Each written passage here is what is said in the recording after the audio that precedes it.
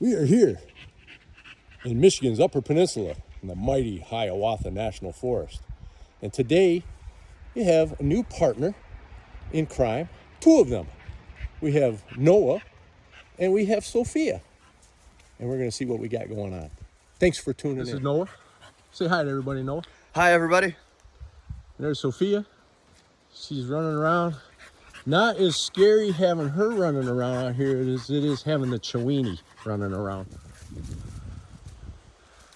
There goes Sophia with her Carhartt jacket into the mighty Hiawatha National Forest. Noah's going to tell us a little bit about his gear. What about these shoes, Noah? I'm a big fan of Vibram Wear. This is the 5-finger toe shoes. You can get it on their website or Amazon. Not a sponsor. Not a sponsor. They don't go by standard sizes, so it kind of helps to call them and just tell them what size shoe you wear, and then they'll give you roughly a number. I think these are 47s, and that kind of translates to like between a size 12 and 13. So what's the deal with the toes there? The toes are they ain't like these New Balance, these mighty fine New Balance. Not a sponsor. No, these are they're really freeing. They let you spread your feet around, and you can kind of get away with doing.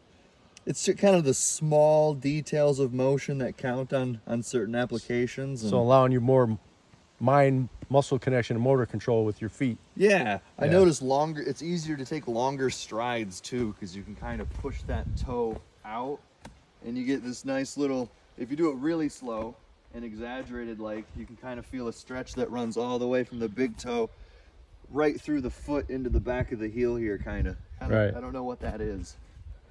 Monster steps. Yeah. All right. And then everything else is just Goodwill. Goodwill Youper style, right? Goodwill Youper style. Yeah. She is running around with her natural style footwear. We always let the dogs play first. Right, Sophia? It's kind of a good warm-up too. You're just kind of walking around casually. Yeah. And then you get that sudden freak out, got to sprint that way, keep her out of the brush. Yeah.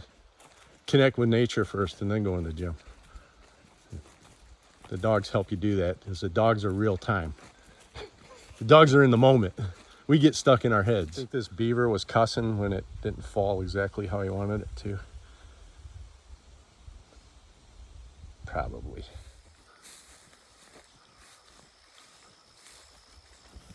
Bed. Head. Bed. That's my girl. Come on, baby.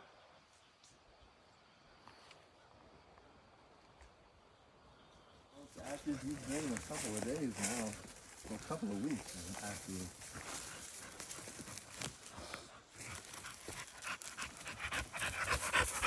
Good girl. Sophia's working on getting this new jacket some character out in the Hiawatha. Aren't you, Sophia? Yeah, good girl.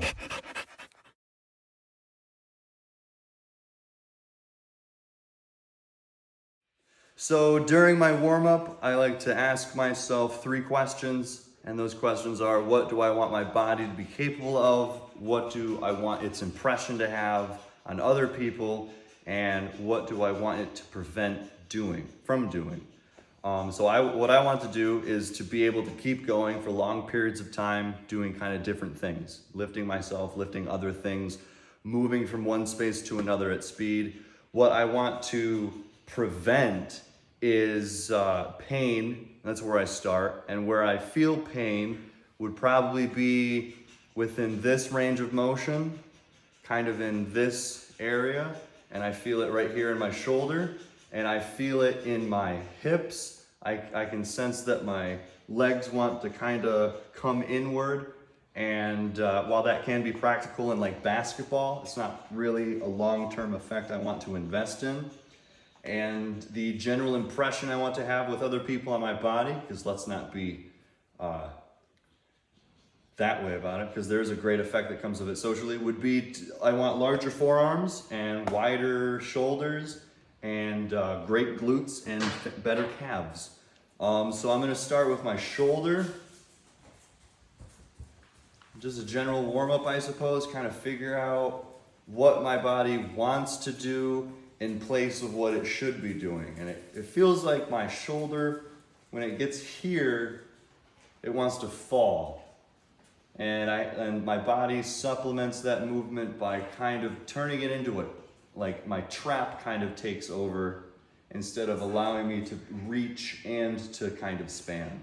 So I want to be able to reach far and span upward instead of sort of doing this strange coil that it has going on. My left arm's not so bad, but my right arm could get some better attention. And to do that, I get a general feeling of maybe doing something that complements this motion.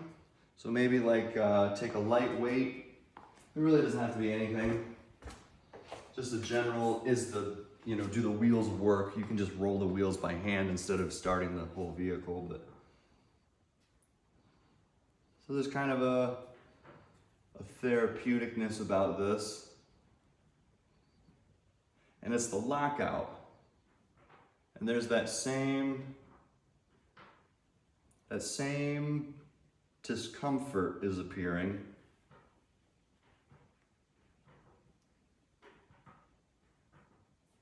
And it's somewhere where the collarbone and the front delt kind of meets. And it's just a general shrug. You can kind of figure out where you are with your other side.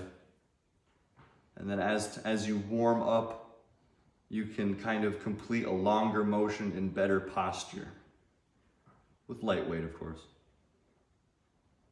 You can kind of supplement with assistance from the other side and kind of figure out what's going on. You're listening to your body. That's like half of a warm-up is just, there are certain days when you work out that you have to do something. So like today is a pressing and jumping day. But then every day you should be listening. Your health should come before responsibilities. That was poorly put, but.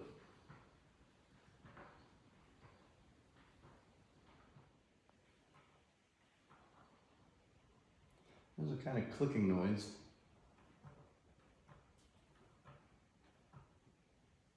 If I reach upward.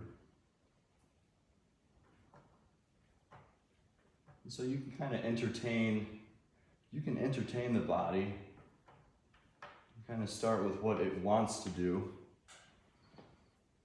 And then move on. I don't know if you guys heard that. And then move on to what it should be doing.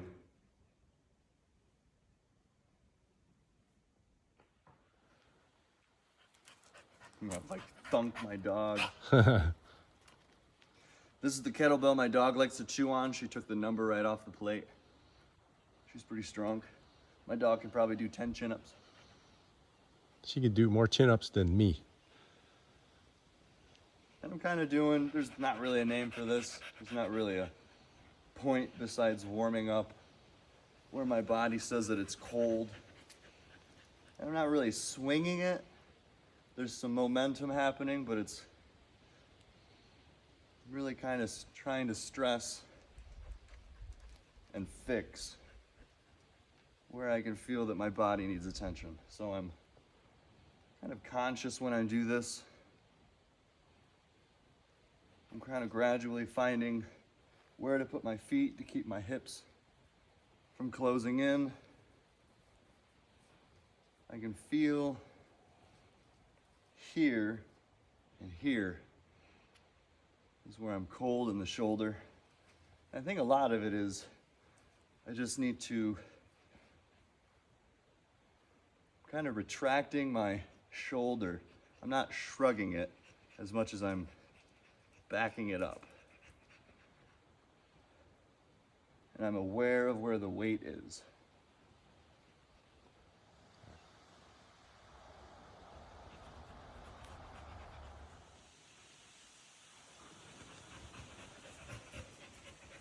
So what's your purpose for kettlebell swings during your warm-up?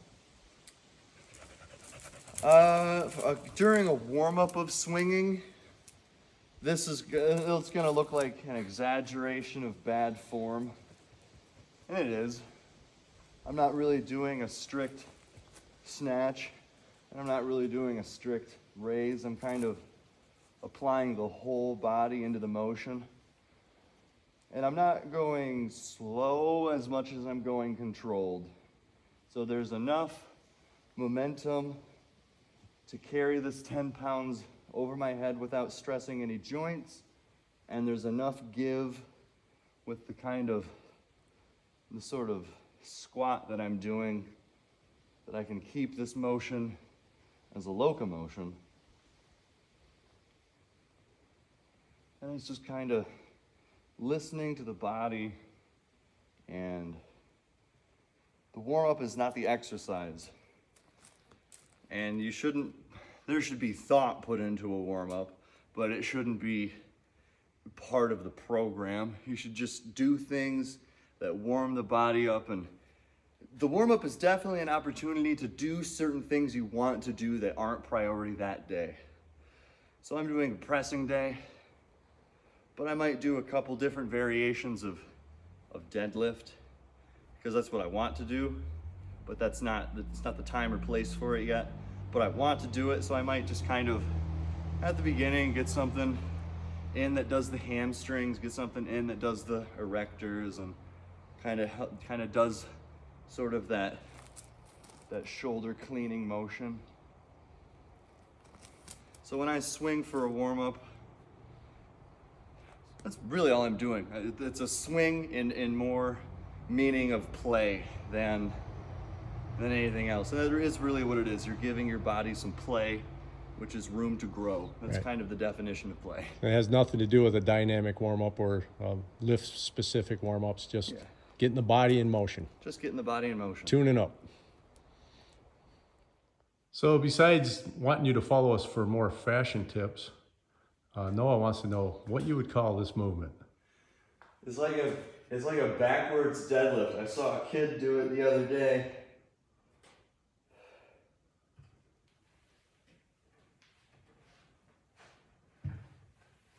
And I'm up. And here's the dip. And completing the posture. And then you get to train the negative of the muscle up in doing so. The negative of the muscle up. So my giant set right now is as many sets of. My first set is gonna be a skill. It's gonna be this weird backward muscle up I saw, kind of going up as fast as I can and then coming down as slow as controlled as I can.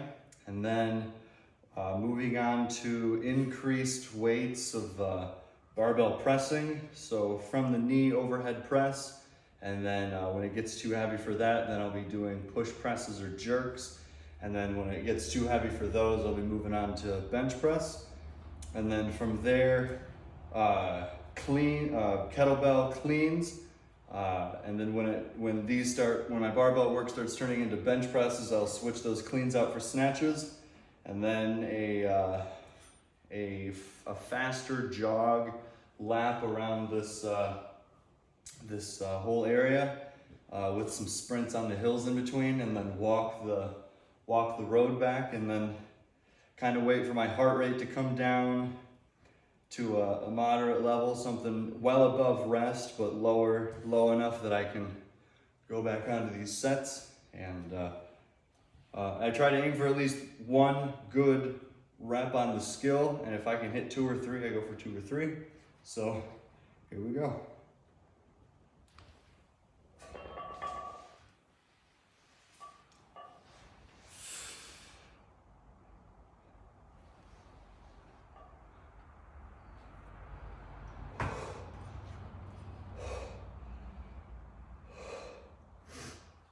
That's probably it for those.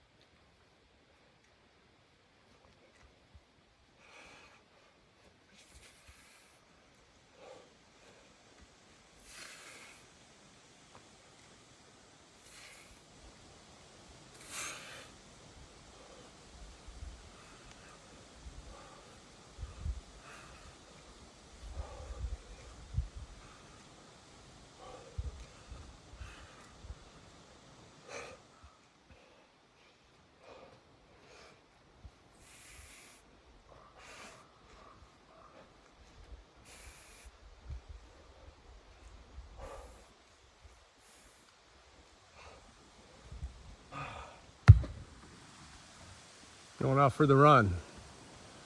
It's about an 1/8 mile lap. Whew. Had to run over here to catch up to him. Excuse the heavy breathing.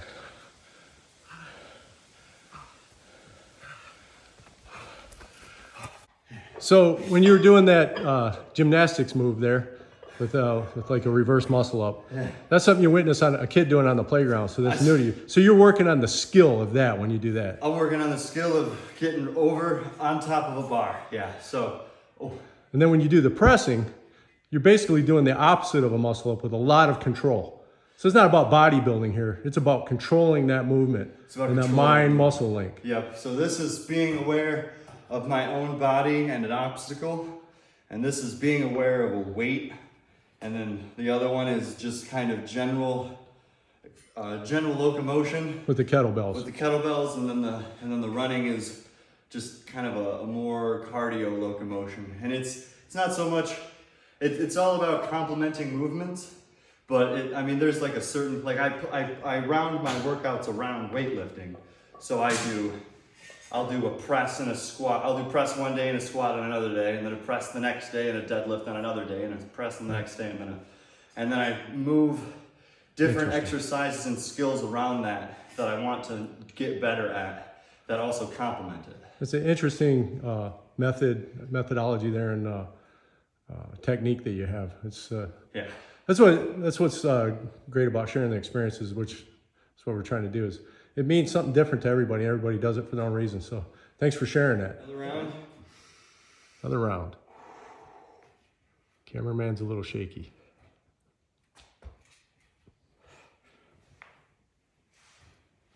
So this is a new skill. It's got that nice dip, and then just slow as possible. And the idea is that that's going to help him with the negative of the muscle up.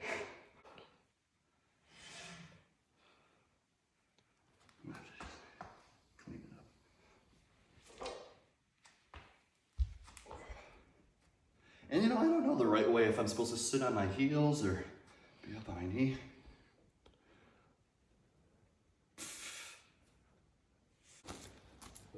Now, out to the kettlebells again. I believe this is get an extra one out here now. Sophia watching on.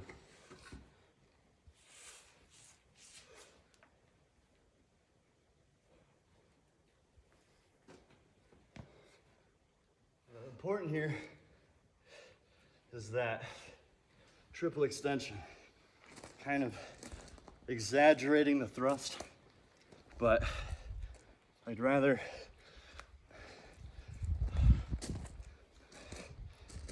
be too excited than excitement's a sign of life.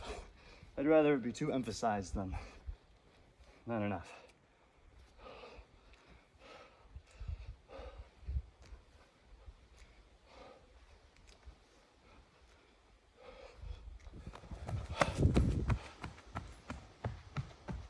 The cameraman's got to be in better shape. Yeah, I lost him. It's not my routine today. That's his. Whew. And he ran up that hill there. He's gone. That's a nice steep grade. There he is. Way up there. That even made Sophia tired. We're tired, aren't we, girl?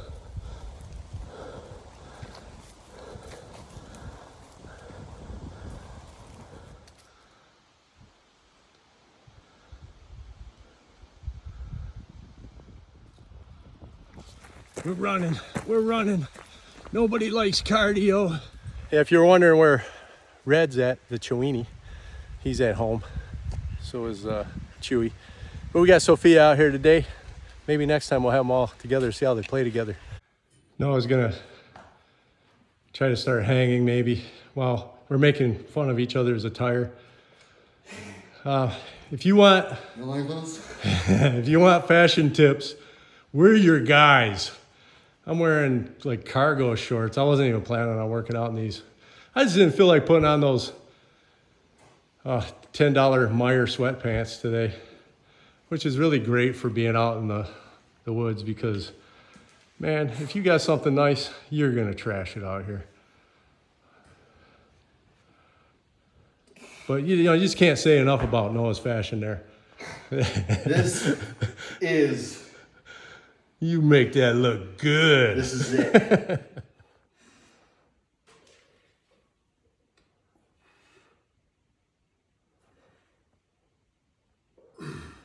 Getting that little walk going on there.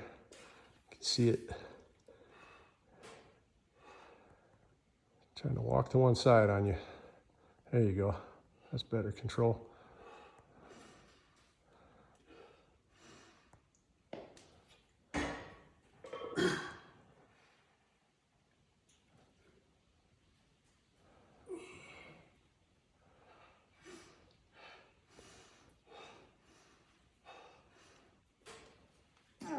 That's it. That is a fact.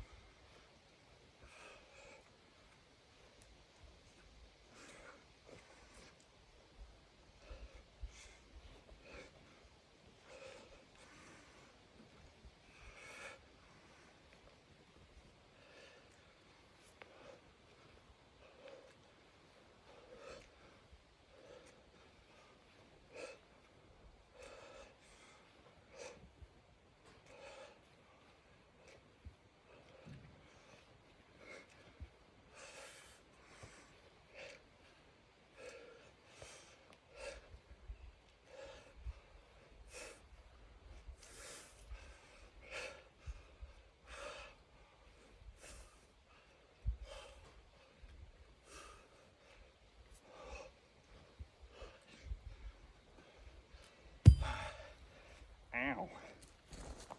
And there he goes again. I'm not chasing him down. One more round. Here he comes. That was enough to run over here. Feeling it on this lap.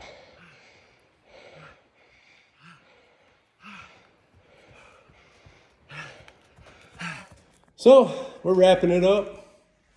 Anyway, wanted to introduce you to Noah today and Sophia. And remember that this is for entertainment purposes. Look how much bigger my head is than yours right now. Wow. Good Lord. Anyway, hope you found it entertaining. We want to add more content and deliver more value, but it's mostly about entertainment and sharing experiences right now. We got to make Noah's head bigger because this is just really bothering me. There, that's better. All right, peace. I did not steal that from Coop.